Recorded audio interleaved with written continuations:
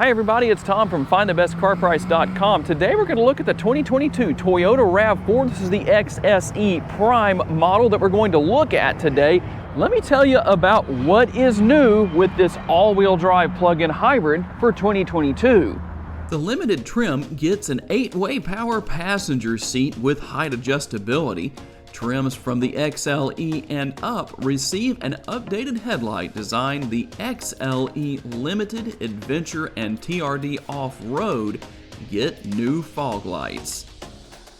And as we take a look at the front end, of course, the upper and lower grills giving this front end a very nice look. The LED projector headlights. Safety-wise, you're going to find Toyota Safety Sense 2.0, just a host of driver safety aids, driving safety aids. What about tire size?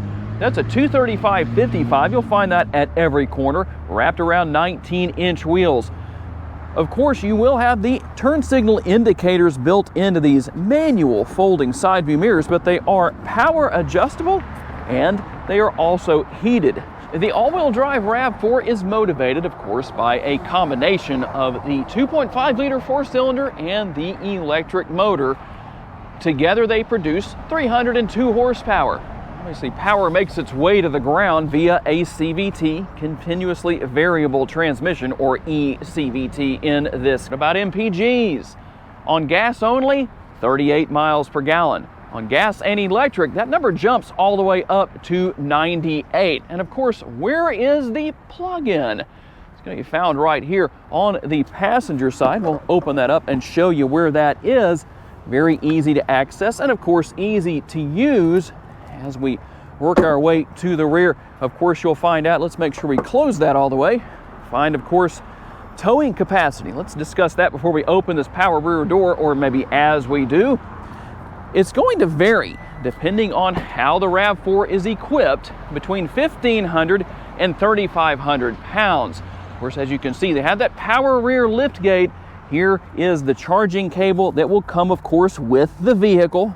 And one thing about hybrid models that we often see is they don't have a spare tire. They have a tire repair kit. Not in this case. There is a spare tire located underneath the floor right here. And how about cargo capacity? Well, it ranges between 37.5 and a maximized 69.8 cubic feet. You will maximize that by lowering not only one side, which is all we're going to do for the video today, but both sides, of course, lowering the same way. Absolutely no problem to do that. And if you want to conceal things away, you do have the cargo cover back here that, by the way, is removable if you ever need to do that. Very easy to put in place. Of course, a little bit of connectivity back here as well, as you can see. And taking a look in through the driver's side door in the rear, I'll just show you what's here as far as the door bin goes. Mat pockets on both seats. A lot of people like that, at least for their rear seat passengers. Sometimes you only have one, depending on the vehicle. Not necessarily Toyota, but others.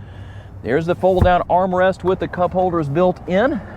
Dual air conditioning vents located here in the rear, along with those two USB ports down below. Also, let me see if I can get you a good view here of what Toyota calls the panoramic moonroof.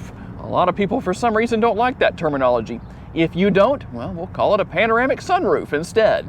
And a quick look at the remote. Pretty easy to figure out what all is there as we start our tour into the interior of the front seat of the RAV4. You're gonna have a little bit larger door bin right here, so that is beneficial. It'd be kind of nice to see that on the front and rear doors. The RAV4 floor mats, of course.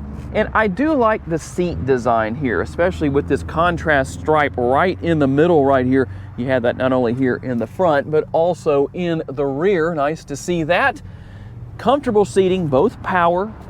We'll take a quick look at available storage here in the front. As you can see, you've got an area right here, cell phone, whatever can be fit right there can go in that area.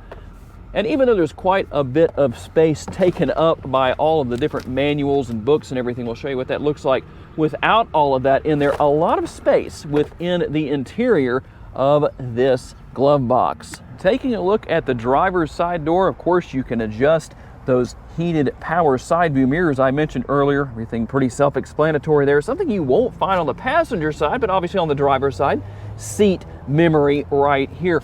and a few different options here. You can use the heated steering wheel among other options. As you can see here, very easy to figure out, but just to show you what all is there, and we'll hop on inside and we will start the engine via the push button start right here. Let you take a look at the instrument cluster graphics as everything comes up on the screen. Everything, again, simple to figure out, easy to use, steering wheel mounted controls. And let me just get this out of the way real quick. Navigation here with the infotainment screen, if we can get that out of the way, just to show you what all is here. Easy to figure out. Toyota does have a pretty easy system to learn and use. Obviously, very easy to figure out, very easy to use. Even if you have never owned a vehicle with this kind of technology before, I want to encourage you not to be scared off by that. And of course, we'll go into reverse just so I can show you the rear view camera. Multiple views there, but notice right here, of course, you do have that 360-degree overhead view right there. That's going to be helpful. And then a couple of other views here also. Working our way down on the dashboard, of course, you're going to have the dual zone climate control connectivity down here, along with the wireless charging pad and all of the functionality for the vehicle here. Obviously, the shifter, you can pull that all the way back into drive if you want to move your way manually through everything, or at least kind of mock doing that, since it is a single speed transmission, but that is how you do that right there. Pretty easy to figure out. And then everything else here, again, easy to figure out. I probably don't have to tell you exactly what that is, but I do want to show you the driving modes. So depending on what you're in, when you're in normal mode, that's going to light up blue. I hope you can see that okay. It's a little bright today when we tried to get in the shade to help that out. The color will change to green when you go into eco mode, and red in sport mode. And just a quick look around the interior from the driver's perspective. A very well put together vehicle here. And then, of course, we'll open the console, show you what's there. Even has some goodies that come with the vehicle, of course, such as the paint renewer cleaner right there. But we'll take that out just to show you the space down inside of the console. And of course, as you can see right there, we've got some more connectivity. Okay, as we get out here on our test drive, there are a couple of things I want to make sure I mention. I don't know how good of a job I can do of showing you the heads-up display, but there is a very nice heads-up display on this trim level. Easy to use, easy to read, nice and bright. It's just kind of hard to show on a sunny day when it comes to taking a photo. Well, there's a winning driver right there. I don't know if you saw that. That driver in that Ram right there, I guess, was just in too big of a rush to wear himself out and reach over and use the blinker. Thankfully, I wasn't next to him when he did that. Anyway, before I was distracted by a wonderful driver. You got the heads-up display. And another very important question that I didn't address earlier, I wanted to save it for the test drive. For those of you who are wondering, how far can you drive in EV mode on a full charge? According to Toyota, 42 miles is what that number is. So here's where you come in.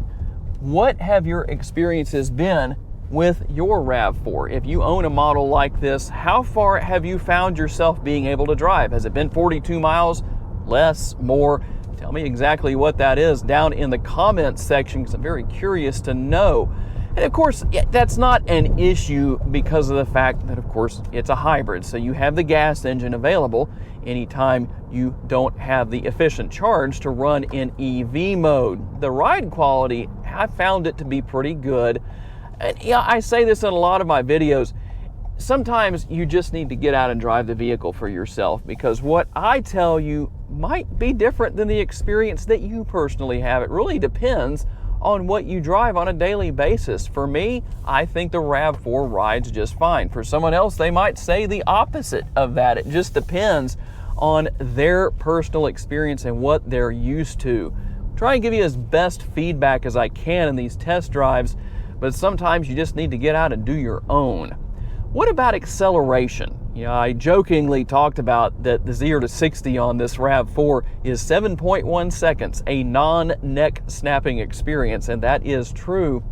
And when I've dropped the hammer a couple of times throughout the drive before the camera was turned on, well, that's basically what my experience was. But it wasn't a problem to get up to speed on any road that I've been on. So You know, some people might say that it's underpowered, that this RAV4 is underpowered. Well, it depends on your needs and desires is what that really boils down to. For some people, it's going to be perfect. For some people, maybe it's not enough. Obviously, you likely wouldn't own a model like this if that's the case. But overall, I have to give high marks here. And one thing that I do like here is the size of the infotainment screen that Toyota has here. And the fact that it's not too low. Sometimes that might not be something you notice until you get in a vehicle that has a higher infotainment screen. And the reason I say that is because if you have to look at it as the driver, it's tall enough to where you're still able to easily keep your eyes on the road. I may not be easily able to say that without stuttering and getting kind of tongue twisted there, but that does make a difference. Just those little things that you don't necessarily think about when you're out driving around. Overall, this RAV4 does a really good job, at least based on what kind of time I've spent with it today, which hasn't been a whole lot, but I like the driving position. The steering wheel is comfortable. The steering is good and responsive. The brake pedal is easily manageable, and for a lot of people, you might not think about that until you get into a vehicle that either has a real mushy brake pedal or maybe one that is overly aggressive. So the balance here is really good. At least that's, again, my personal opinion. Like I said, you might need to just step into the driver's seat or sit into the driver's seat for yourself to really draw your own conclusions. To learn more about the model in today's video, visit the link in the description for a detailed comparison between trims and pricing for the vehicle we featured or any vehicle you may be interested in. These pages feature information such as our recommended trim level based on price, value, and features. Thank you for taking the time to watch today's video. We look forward to seeing you next time.